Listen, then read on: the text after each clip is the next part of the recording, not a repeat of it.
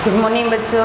Class BSc second year और BSc BEd third year. Subject है organic chemistry और topic चल रहा है एल्डिहाइड कीटोन, जिसके पार्ट नंबर 9 की हम बात कर रहे हैं। हमने भौतिक गुणों तक बात कर ली थी। उसके बाद में हमारा नेक्स्ट जो टॉपिक आता है वो है रासायनिक गुण, रासायनिक गुण या रासायनिक अभिक्रिया। ठीक है, और जिसके अंदर एल्डिहाइड मुख्य रूप से जो रिएक्शन शो करता है वो है नाभिक स्नेही योगात्मक अभिक्रिया। नाभिक स्नेही योगात्मक अभिक्रिया।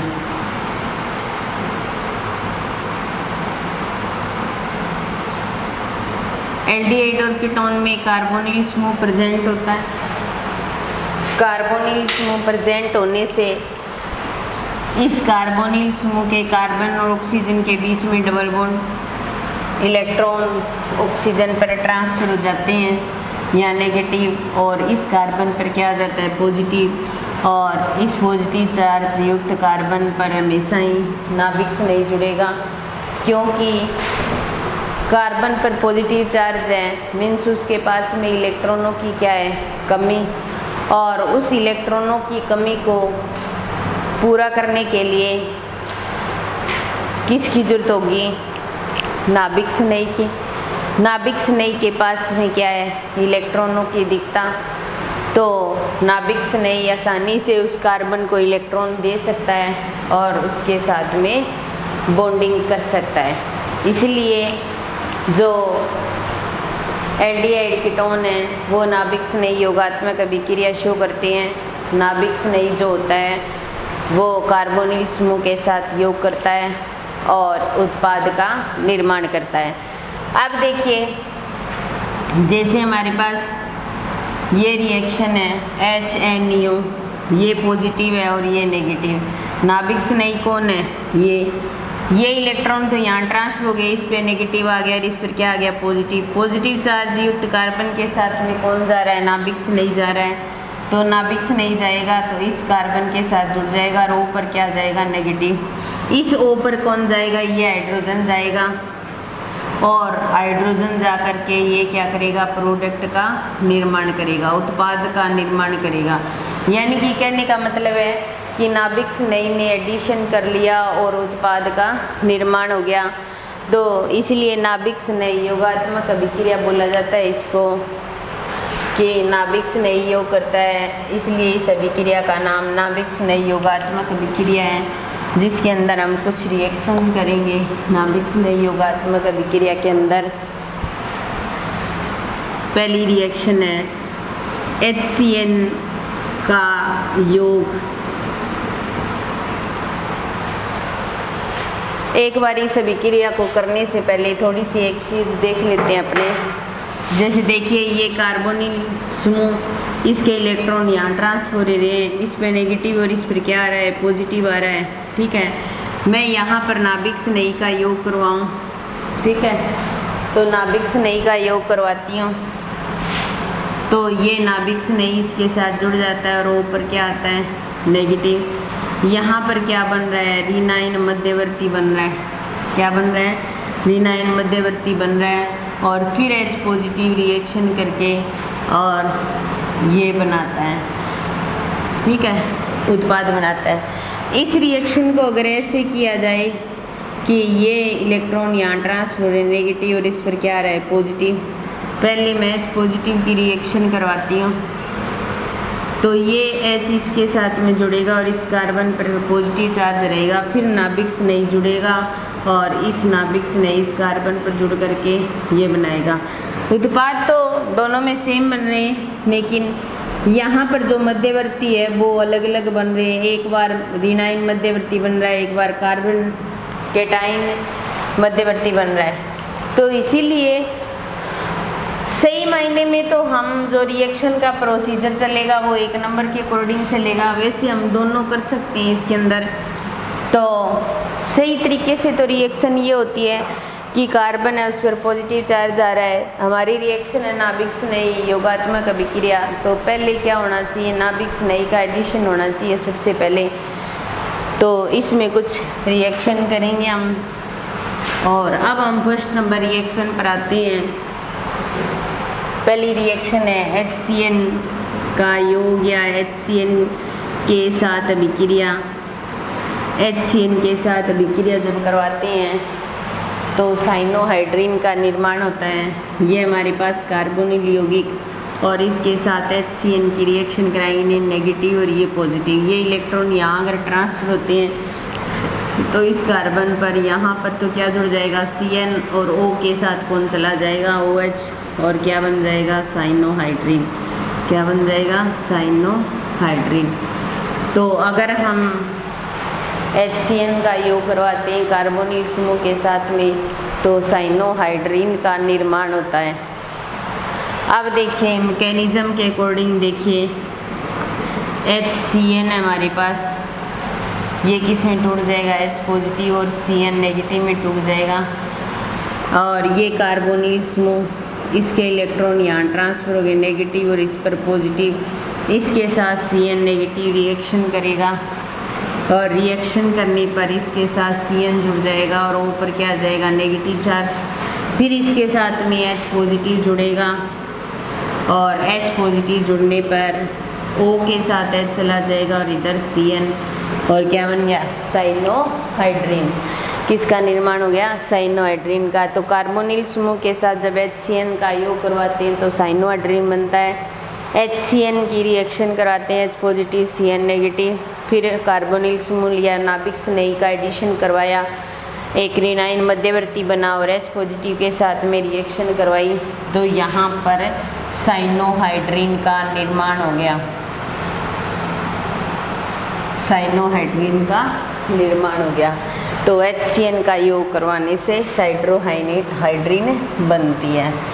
फिर हम 2 नंबर रिएक्शन की बात करते हैं। सोडियम बाईसल्फाइड के साथ रिएक्शन करवाते हैं हम कार्बोनिल समूह की। तो NaHSO3 सोडियम हाइड्रोजन सल्फाइड या सोडियम बाईसल्फाइड का योग, ठीक है।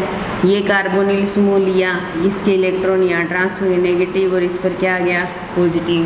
इसके साथ में, इसके साथ तो H चला जाएगा और SO3Na यहाँ जुड़ जाएगा, ये उत्पाद बनेगा, ठीक है।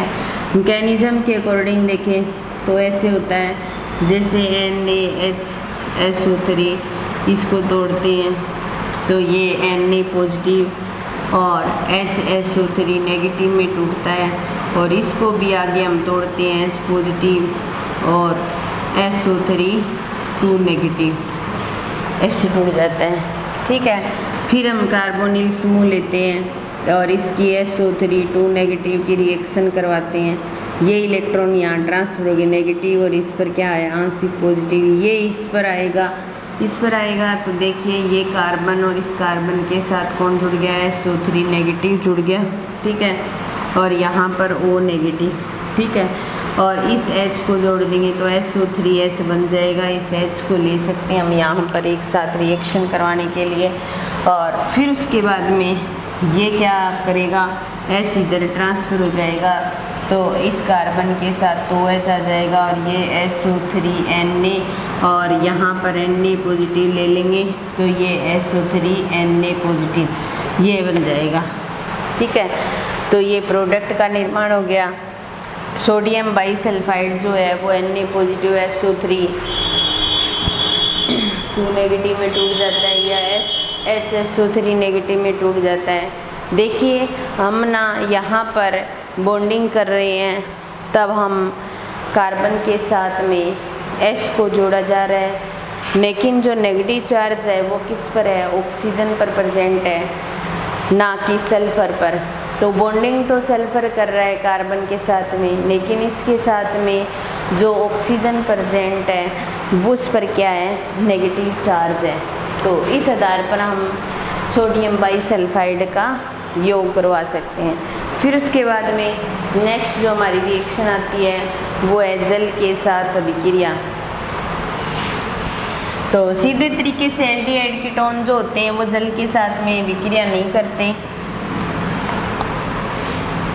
थोड़ा सा एल्डिहाइड कीटोन की फॉर्म चेंज करके फिर रिएक्शन करवानी पड़ती है हमें। तो तीसरी आती है जल का योग। जल का योग, जैसे हमारे पास में ये कार्बन है और इसके साथ 3 Cl जुड़े हुए हैं और ये कार्बन इसके साथ डबल बॉन्ड O और H जुड़ा हुआ है, ठीक है। अब देखिए यहाँ पर इसको बोला जाएगा क्लोरल,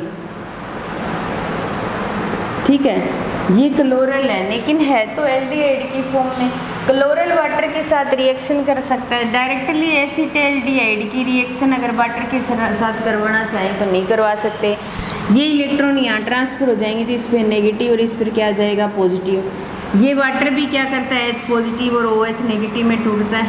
OH नेगेटिव नाभिक से नहीं है, नाभिक से नहीं कौन से कार्बन पर आएगा जिस पर क्या है पॉजिटिव चार्ज। ये Cl ऐसे कैसे इसके साथ जुड़े रहेंगे, ठीक है। क्यों? क्योंकि सीधा ये रिएक्शन नहीं करता, यहाँ पर इनका -I प्रभाव पड़ रहा है, ये इलेक्ट्रॉन खींच रहे हैं, तब एल्डिहाइड की क्रियाशीलता बढ़ रही है वाटर के साथ रिएक्शन करवाने पर, अन्यथा ये रिएक्शन नहीं करेगा। अब देखिए ये कार्बन और ये O के साथ H चला जाएगा, इधर डायरेक्टली OH जुड़ ही रहा है और इस H की जगह H आ जाएगा तो क्या बन जाएगा क्लोरल हाइड्रेट। क्या बन जाएगा क्लोरल हाइड्रेट। देखो डायरेक्टली एल्डिहाइड या कीटोन जो होते हैं वो वाटर के साथ रिएक्शन नहीं करते, किसी फॉर्म में लेकर के अगर रिएक्शन करवाएं तो रिएक्शन कर सकता है, क्योंकि जो क्लोरल हम बना रहे हैं तो इसके साथ में क्या है Cl जुड़े हुए हैं जिसका -I प्रभाव पड़ रहा है, ये इलेक्ट्रॉन खींच रहे हैं तो एल्डिहाइड समूह की क्रियाशीलता बढ़ रही है।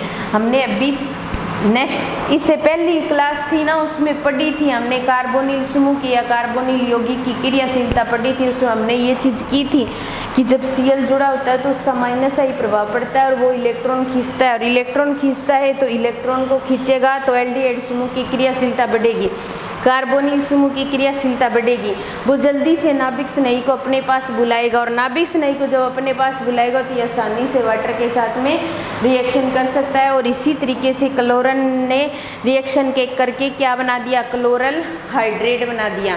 इसी प्रकार अगर हम कीटोन की रिएक्शन करवाएं तो कीटोन को इस फॉर्म में लेते हैं अपने,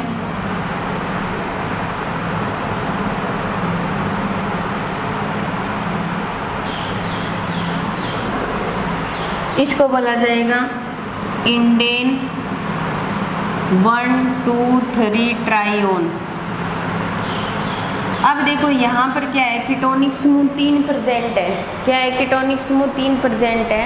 इसके साथ अगर हम वाटर की रिएक्शन करवाएं तो रिएक्शन करवा करके देखो इसको हम कार्बोनिल समूह मानेंगे, ये इलेक्ट्रॉन यहाँ ट्रांसफर हो जाएंगे नेगेटिव और इस पर क्या आ जाएगा पॉजिटिव, तो ये H पॉजिटिव और OH नेगेटिव में टूटेगा। तो ये दोनों ये OH नेगेटिव जो है ये इस कार्बन पर अटैक करेगा जिस पर क्या है पॉजिटिव चार्ज और उस कार्बन के साथ में आसानी से जुड़ जाएगा।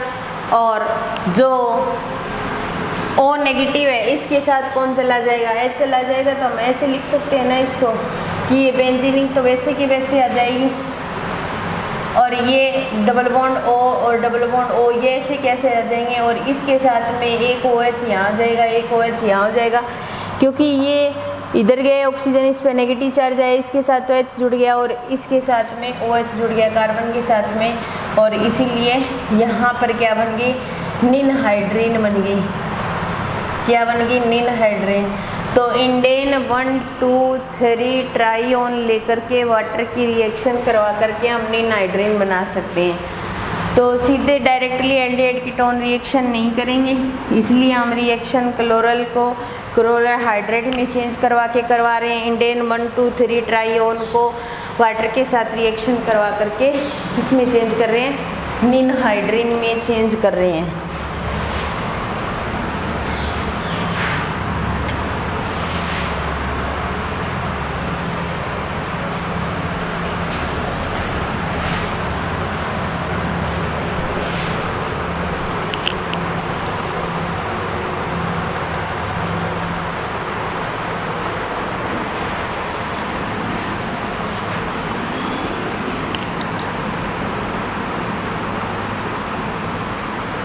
एल्कोहलों का योग।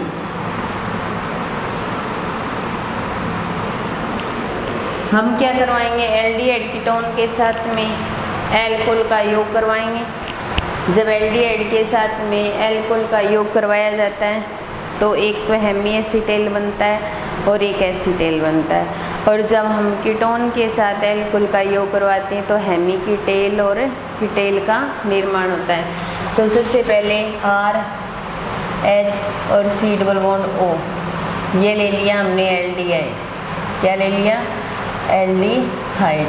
एल्डिहाइड लेकर के हम एल्कोहल के साथ में रिएक्शन करवाएंगे ROH, ठीक है।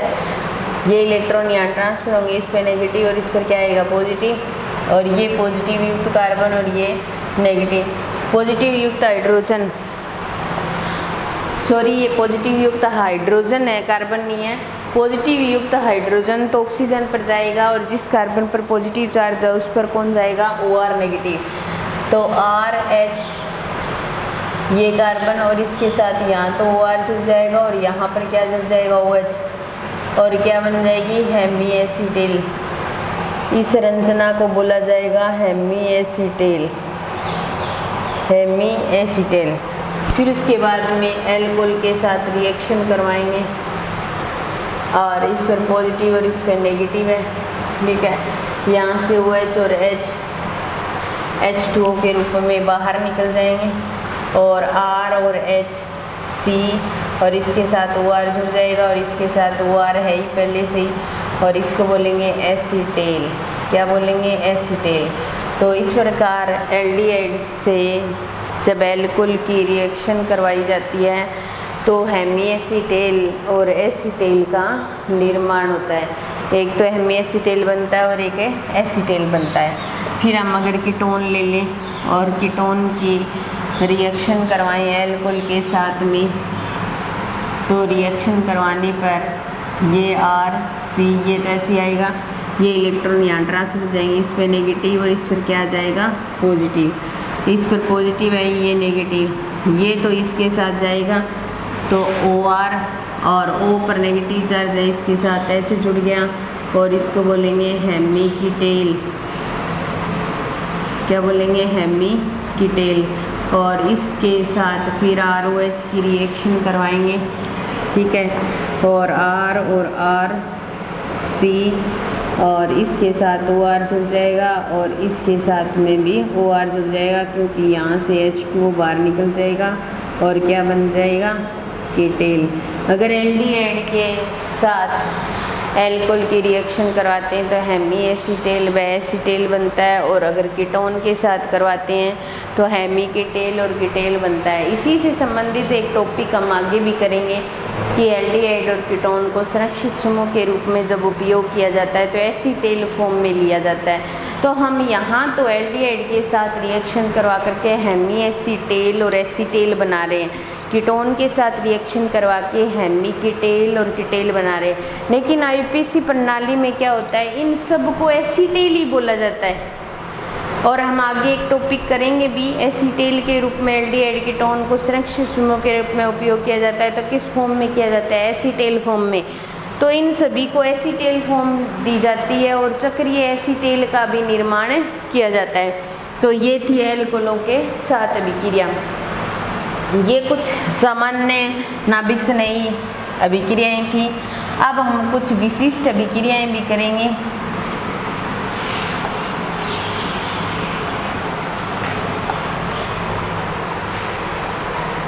अब उसके बाद में कुछ विशिष्ट अभिक्रियाओं की बात कर रहे हैं। विशिष्ट अभिक्रियाएँ, और विशिष्ट अभिक्रियाओं में फर्स्ट जो अभिक्रिया आती है वो है बेंजोइन संघनन। क्या आती है, बेंजोइन संघनन, यानी कि संघनन अभिक्रिया एक प्रकार की। और मैंने जब कार्बोनिल समूह की प्रकृति की थी तब मैंने बताया भी था कि जो कार्बोनिल समूह होता है उसके साथ जुड़े हुए अल्फा कार्बन पर अल्फा हाइड्रोजन प्रेजेंट होते हैं, और वो अल्फा हाइड्रोजन क्या करते हैं, संघनन या कुछ बहुलीकरण टाइप की विक्रियाएँ भी शो करते हैं। तो इसलिए बेंजोइन संघनन जो होती है वो इसी तरीके की विक्रिया होती है। और बेंजोइन संघनन के अंदर हम बेंजलडिहाइड लेते हैं और बेंजलडिहाइड को पोटेशियम साइनाइड व एथेनॉल की प्रेजेंस में जब रिएक्शन करवाते हैं तो किसका निर्माण होता है, बेंजोइन का निर्माण होता है। इसलिए इस रिएक्शन को बोला जाता है बेंजोइन संघनन। क्या बोला जाता है, बेंजोइन संघनन। C6H5 डबल बॉन्ड O और H और C6H5 डबल बॉन्ड O और H, इसको लेकर के KCN के साथ में या C2H5OH के साथ रिएक्शन करवाई जाती है तो C6H5 डबल बॉन्ड O और CHOH और C6H5 इसमें चेंज होता है और जिसको बोला जाता है बेंजोइन। क्या बोला जाता है, बेंजोइन। तो इस रिएक्शन के अंदर बेंजल डिहाइड लेकर के KCN के साथ या C2H5OH के साथ जब रिएक्शन करवाई जाती है तो बेंजोइन का निर्माण होता है, इसीलिए इसको बोला जाता है बेंजोइन संघनन। तो आज हम क्लास को यहीं विराम देते हैं, इसका मैकेनिज्म भी रह गया वो कल करेंगे।